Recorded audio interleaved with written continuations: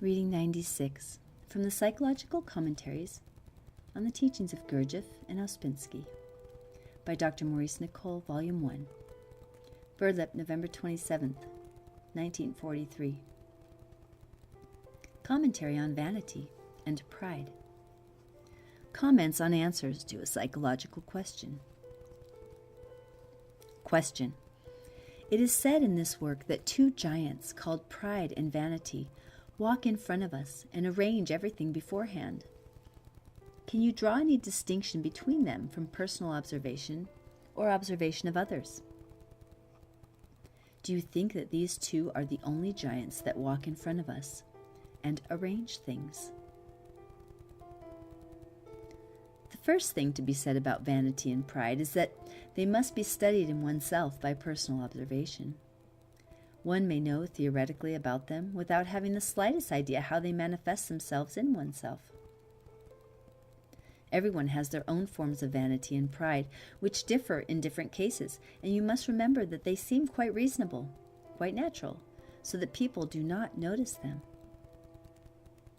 Both pride and vanity are connected with self-love, but although they have this connection, their manifestations can be quite different so that one opposes the other. For instance, you are paid a compliment, and your vanity is delighted, but your pride makes you feel awkward. On the whole, people were agreed in their answers that vanity is based on the unreal part of us, but that pride is connected with something real. I will quote an interesting answer. Quote, "From personal observation, I would say that vanity comes from false personality only. Pride can belong to the good eyes of personality and perhaps essence. With the right neutralizing force, eyes that are now proud might become part of will. One is always acting and reacting from vanity, but pride can be a passive or restraining force." Yes, it is quite true to say that pride can become part of the will, but vanity cannot. We can see, in a sense, that the density of pride is greater than the density of vanity, and so more can be done, more can be endured from pride, and in this way it resembles the will. By the way, do you think that Lucifer fell from heaven owing to vanity or pride? These two giants that walk in front of us and decide everything beforehand may sometimes cooperate and sometimes be antagonistic. This is why it is difficult to define any particular action as being due exclusively to either one or the other. Vanity has a different internal taste from pride. One person says, "You may be proud of a new motor car and vain when you are sitting in it." This is quite true, and the feelings taste differently. You can also be even more proud of an old car and certainly not vain of sitting in it. Women do not like old cars as a rule. Several people point out that vanity is usually connected with making an impression on other people. It is true that vanity always needs an audience. Even when you are cosseting yourself alone in your bedroom, you will imagine the effect of people looking at you later. You would not think of making up if you were the only inhabitant of the earth, but if you were one of two, you probably would, and particularly if you were one of three inhabitants. But vanity is not necessarily concerned only with the outward appearance, as one person mistakenly says. The ugly hunchbacked Pope was notorious for his vanity. He had no illusions about his looks, but was vain of his wit and his position in the literary world. In one answer, the distinction made between pride and vanity is that vanity may want me to show off, be important, and it may be that pride would prevent me from doing this. Another distinction that I have observed is that pride can make you ashamed of not knowing something, whereas vanity can make you pretend to know it. I do not agree with the person who says that pride self-justifies a great deal. It is usually vanity that causes self-justifying, which latter is an expression of the false personality defending itself. Pride can make us ashamed of self-justifying.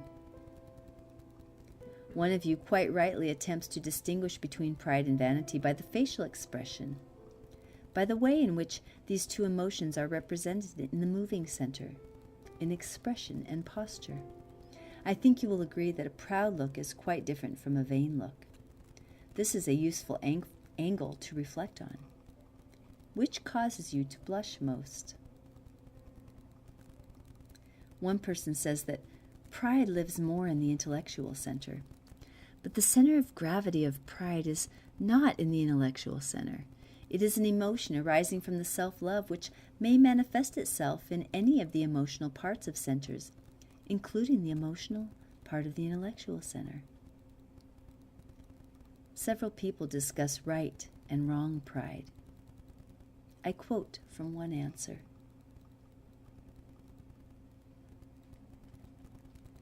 When pride is turned outward, it can be an accomplice to vanity. If it is turned inward, it can be of use to us in helping us to make effort in remembering our aim in the work. Yes, when one's pride is directed inwards towards oneself, it can, for instance, make us ashamed of not keeping our aim. I will quote another answer where a good distinction between pride and vanity is made. Quote, although in many ways so alike, pride and vanity seem to me to be different, so different in quality as to be two quite different things, as different in intensity as jealousy is different from envy. Vanity seems to be connected with the more ephemeral things of life, the more external things, whereas pride seems to belong to a much more permanent and inner part of oneself. One may be vain of what one does, but one seems to be proud of what one is, or thinks one is.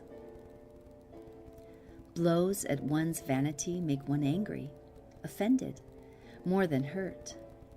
A hard blow at one's pride hurts deeply and makes one feel murderous, as if it aroused an instinct of, so to speak, psychological self-preservation. I think one's false personality is kept going by vanity and pride, but particularly by vanity. One can take pride, say, in one's work, be proud of it, or one can be vain of it. In the former case, although one does not like criticism, I think one accepts it for the sake of the work, whereas if one is simply vain, one resents and rejects criticism. I think it is vanity which blows its own trumpet. Pride is silent. Pride seems to go deeper than false personality or personality. Sometimes it seems to me to be even connected with essence. It seems such an integral part of oneself. I cannot see how vanity can ever be directed otherwise than onto externals, one's achievements, for example, whereas I feel that pride could be redirected if one could observe it and its roots deeply enough. I believe it may be capable of directing force interiorly instead of exteriorly, though I cannot see clearly yet how. It might become shame. I think it might even lead eventually to sense of one's own nothingness, not just by a swing of the pendulum. Pride does not seem to be subject to the same swings of the pendulum that vanity experiences, if it could really be seen and directed. Vanity, I think, must eventually disappear. Pride, I feel, might be used if it were not one's master. But this may be only because it is so close that I do not see it for what it really is. End quote. This is a very good answer. Now we have to think of pride and vanity from the side of what is useful and what is useless in connection with the work. Pride can turn into shame, and genuine pride can turn into real shame and humility in the presence of what is higher. A man without proper shame, and so without proper pride, is not really suitable for the work. There is no depth in him. But vanity is always wrong, except as it were in very small doses. As you know, it was always said by G that personality has scarcely any right to exist. When you ascribe some success to yourself, it goes to strengthen the false personality, and so increase the vanity in you. One is allowed to ascribe a very little to oneself for a short time, but our trouble is that we like to talk about our successes or about what we did and what we said, and even if we are silent, we think it. Now, about giants. Some of you give an enormous list of giants, and one of you invents a giant called highbrow. But surely this giant is vanity. I agree with those who say that one great giant is laziness, and that these three giants, pride, vanity, and laziness, are constantly striving for possession of us. One person describes them thus, quote, I think that laziness is also a giant which walks in front of us and arranges everything beforehand. It prearranges our actions mechanically to avoid exertion almost as much as vanity or pride. Fortunately, this giant is apt to walk in an opposite direction to the other giants, and our days become a battle between them. Pride often refuses to let one give in to laziness, where vanity will arrange something which will suit them both. End quote. This is good. Then there is the giant, fear. We should really say that pride, vanity, fear, and laziness control us mostly. I disagree with all those who think that buffers are giants. Buffers are like wooden blocks that prevent us from seeing contradictions. It is our vanity that creates them. Buffers are not giants, nor again is false personality. It is what it is made of and is founded on: vanity and imagination. You can say that imagination is used by the giants, and you will be speaking very deeply if you say this, remembering perhaps the story of the sheep and the magicians who made them imagine they were lions and tigers. You know how closely vanity and imagination are connected, and how closely fear and imagination are connected. I am speaking of emotional fear, not fear arising from instinctive center.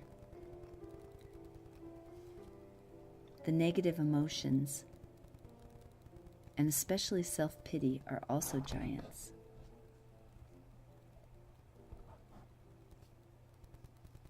There are some very interesting giants in literature.